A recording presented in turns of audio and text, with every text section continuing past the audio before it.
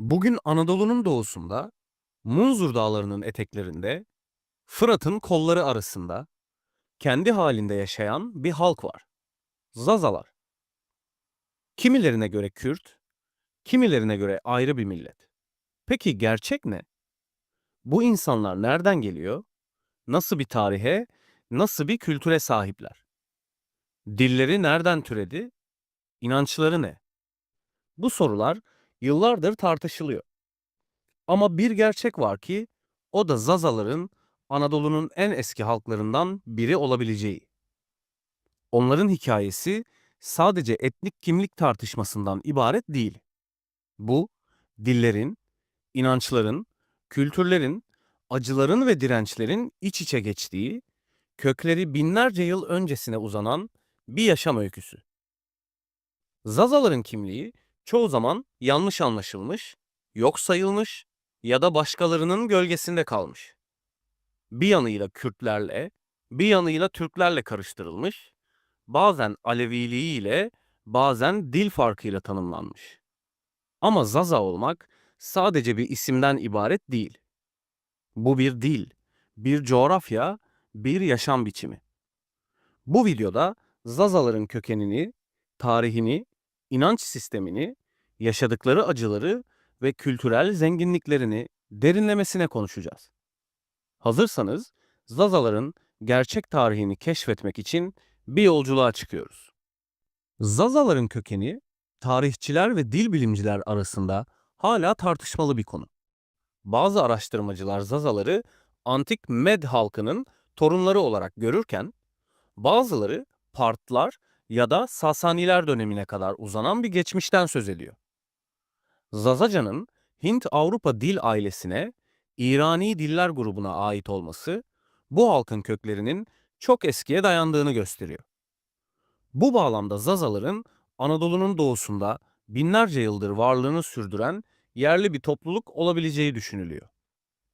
Coğrafyanın zorlu yapısı, Zazaların tarih boyunca izole kalmasına ve kültürel olarak kendi çizgilerini korumasına neden olmuş. Bu izolasyon hem dillerini hem de geleneklerini muhafaza etmelerini sağlarken, tarihsel belgelerde Zazalar hakkında net bilgilere ulaşmayı da zorlaştırmış. Bu yüzden Zazaların kökenine dair birçok teori ortaya atılmış. Fakat kesin bir sonuca ulaşılamamış.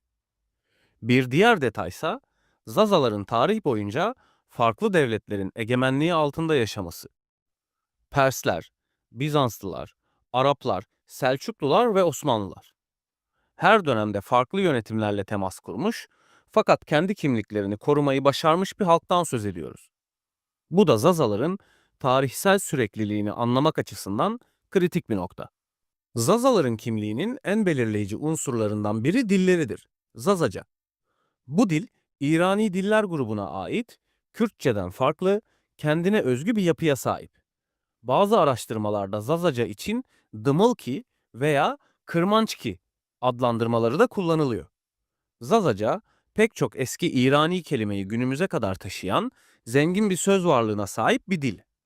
Bu durum, Zazaların kültürel hafızasının da ne kadar güçlü olduğunu gösteriyor. Ne var ki Zazaca, uzun yıllar boyunca hem devlet politikaları hem de toplumsal baskılar nedeniyle tehdit altında kaldı.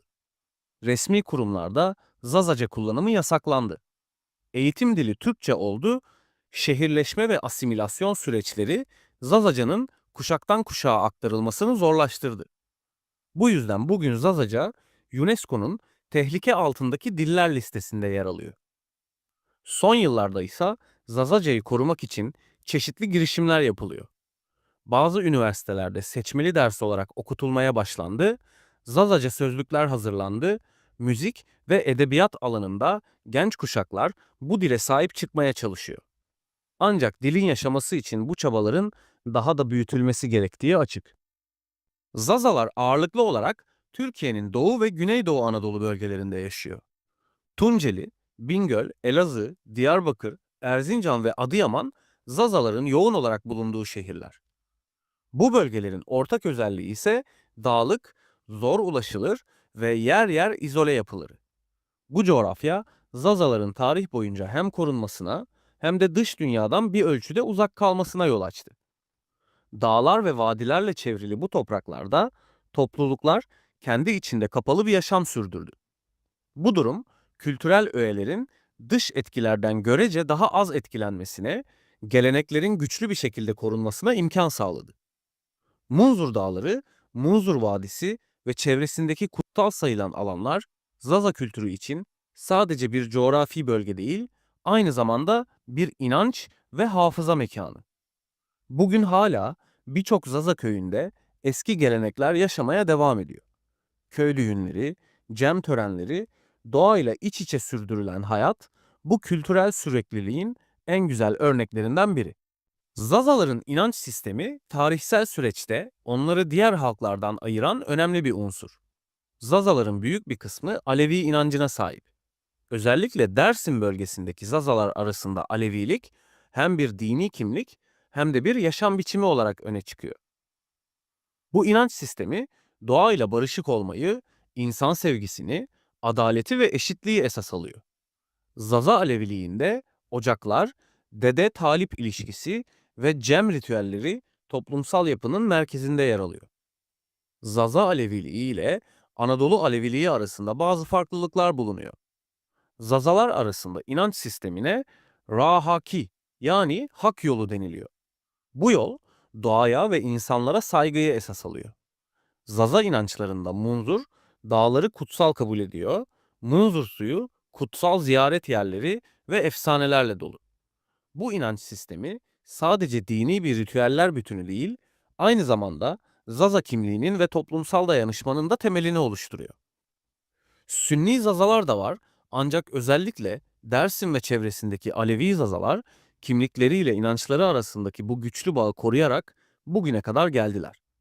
Bu inanç yapısı tarih boyunca Zazaların maruz kaldığı baskılara rağmen onları birbirine kenetleyen en büyük bağlardan biri. 1937-1938 yıllarında yaşanan Dersim katliamı Zaza tarihinin en acı olaylarından biri. Resmi kayıtlarda Dersim isyanı olarak geçen bu süreç aslında bir halkın sistematik biçimde hedef alınmasıydı. Binlerce insan öldürüldü, köyler yakıldı, insanlar zorla batı illerine sürgün edildi. Bu katliam Zazaların hafızasında kapanmaz bir yara bıraktı. Bu dönemde yalnızca bir isyan bastırılmadı. Aynı zamanda bir kültür, bir dil ve bir inanç sistemi de yok edilmek istendi. Zazaca konuşmak yasaklandı. Alevi ritüelleri baskılandı. Zaza çocukları ailelerinden koparılarak asimilasyon politikalarına maruz bırakıldı. Bu nedenle Dersim katliamı Zaza halkının tarihinde bir kırılma noktasıdır. Bugün hala Zazalar arasında bu olayın acısı canlı tutuluyor. Ağıtlarda, şarkılarda, masallarda Dersim'in adı geçiyor. Her yıl düzenlenen anma törenleri Zazaların hafızasında bu travmanın silinmediğini gösteriyor. Bu acı aynı zamanda Zazaların kimlik mücadelesini diri tutan bir unsur haline gelmiş durumda.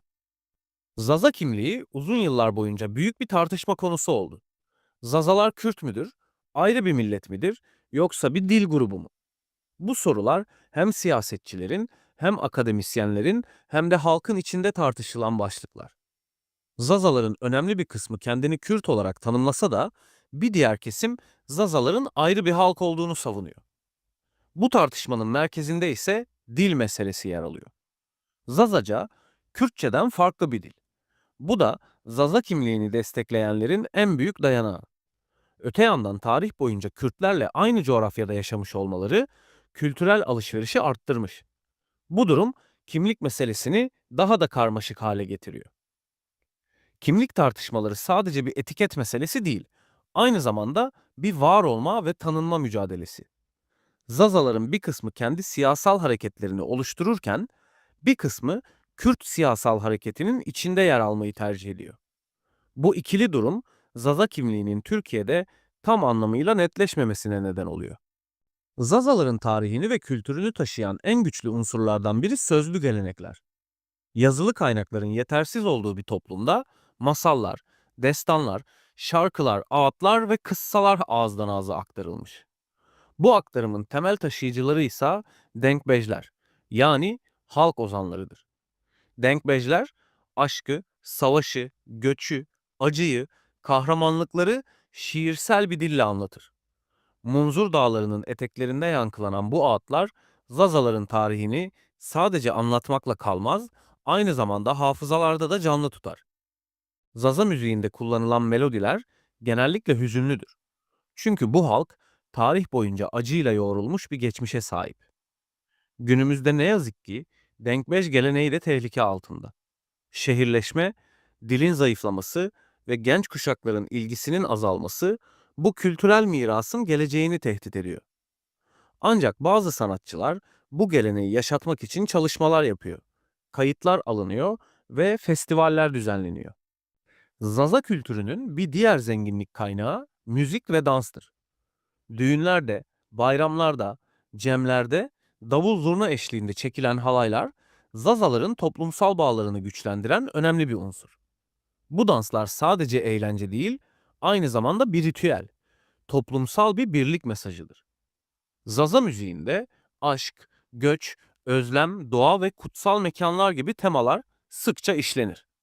Dersim ağıtları ise bu müzik geleneğinin en güçlü damarlarından biridir. Bu ağıtlarda Dersim katliamının acısı, kaybedilen çocuklar, yakılan köyler, sürgün yolları anlatılır. Bu yüzden Zaza müziği sadece bir sanat dalı değil, aynı zamanda bir direnişin, bir hafızanın da ifadesidir. Modern zamanlarda Zaza gençleri geleneksel müziği rock, pop ve rap gibi modern türlerle harmanlayarak yaşatmaya çalışıyor. Bu da Zaza müziğinin yeni nesillere ulaşmasını ve evrilerek devam etmesini sağlıyor. Cumhuriyet dönemiyle birlikte başlayan şehirleşme ve ekonomik göç, Zaza halkını Anadolu'nun birçok yerine yaydı. İstanbul, İzmir, Mersin gibi büyük şehirlerde geniş Zaza toplulukları oluştu. Ayrıca Almanya başta olmak üzere Avrupa ülkelerine göç eden Zazalar büyük bir diaspora oluşturdu. Göç, Zaza kimliğinde önemli bir kırılmaya da yol açtı. Büyük şehirlerde yaşayan Zaza gençleri dil ve kültürden uzaklaşmaya başladı. Diaspora çocuklarının önemli bir kısmı Zazacayı konuşamıyor. Geleneksel ritüellerden habersiz büyüyor. Bu da kültürel süreklilik açısından ciddi bir tehlike yaratıyor. Buna rağmen diaspora içinde Zaza kimliğini korumaya çalışan dernekler, kültürel etkinlikler ve müzik grupları bulunuyor. Bu girişimler Zazaca'nın ve Zaza kültürünün yaşatılması adına umut verici adımlar atıyor. Zazaca bugün hala tehlike altındaki diller arasında. Genç kuşakların ana dillerini öğrenmemesi, günlük hayatta Zazaca'nın kullanılmamasını, dilin geleceğini belirsiz kılıyor. Türkiye'de seçmeli ders olarak okutulsa da bu eğitim yeterli düzeyde değil. Öğretmen ve materyal eksikliği dilin yaygınlaşmasının önünde bir engel. Zaza kültürünün devamı için dilin yaşatılması şart. Çünkü dil sadece kelimelerden ibaret değil. O dilin içinde masallar, hikayeler, atasözleri, şarkılar, dualar, inançlar saklı. Dil giderse o halkın hafızası da silinir. Bu yüzden son yıllarda bazı üniversiteler ve sivil toplum kuruluşları Zazaca üzerine çalışmalar yapıyor. Müzik festivalleri, film projeleri, sözlük çalışmaları yürütülüyor. Bu mücadele sadece Zazaların meselesi değil, aynı zamanda dünyanın kültürel çeşitliliğini koruma meselesi. Çünkü her dil insanlığın ortak mirasına katkı sağlar. Zazaca da bu mirasın çok değerli bir parçası.